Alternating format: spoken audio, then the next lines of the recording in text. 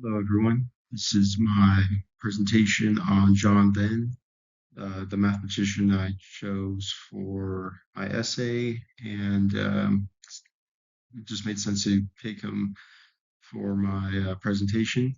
So this is my slideshow for John Venn, the man behind the diagram. Slide. Key. I want to start with some key life events. He was born on August 4th, 1834, in Hull, England, as he was the firstborn child of Henry Venn and Martha Syke Venn. A little bit of background information. His family was deeply rooted in social activism, education, and religion.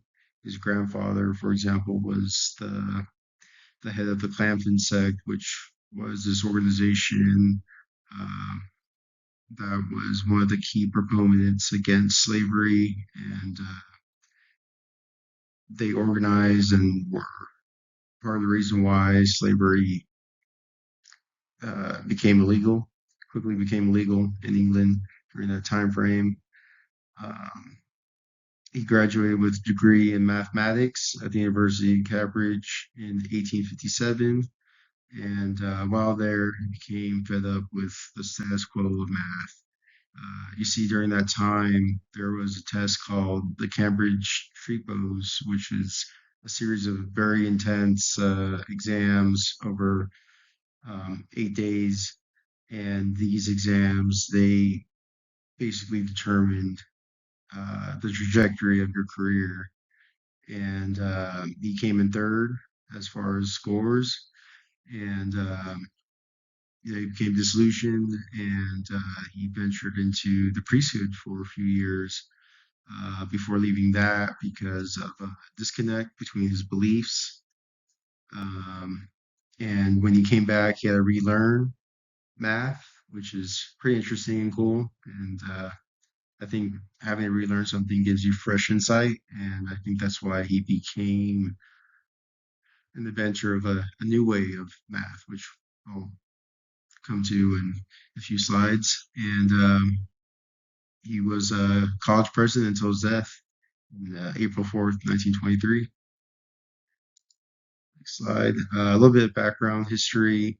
1800s England. It was a period known as the Victorian era. It was a dawn of um, a new wave, so to speak, in terms of technological advances.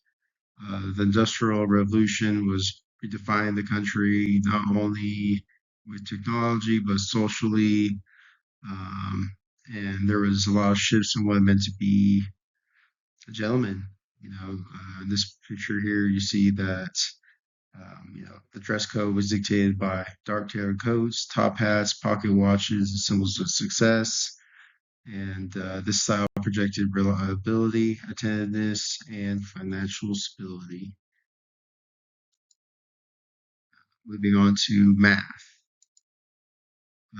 What he's most known for is this Venn diagram, which you see here. Uh, Three circles, it could be many circles other than what's pictured here. But, originally they were called Eulerian circles. And he didn't really come out and say that he invented these. He quietly wrote in his book symbolic logic, and just casually mentioned that he created these circles, and these circles set the foundation for is not and logic, which is used in computer science, set theory, formal logic, and statistics. Um, Something else he came across and change is this advances in probability frequency. Before Venn, thinkers treated probability as subjective degrees of belief as to when an event will occur.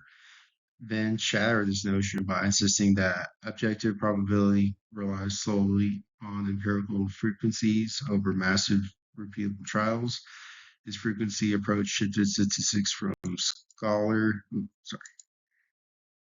Well, it shifted from scholarly um, intuition to something that can be repeated and defined through math.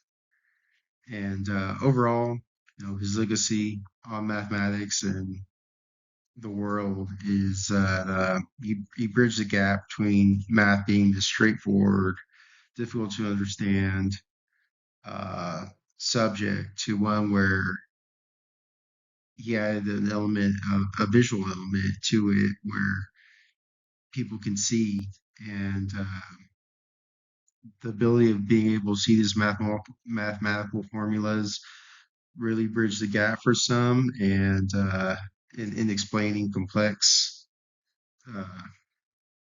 complex issues. And he, like I mentioned in the previous slide, greatly influenced computer database programming methodology, mathematical notations, and he was also an inventor. I believe he created an automatic bowling machine, one that brought you the ball back, or at least raise the pins. And he was also an advocate for women's suffrage. Um, and it's one of my beliefs that without him, it's likely that we would still be stuck uh, with these boring, bland math formulas if it was for him. And that concludes my slide.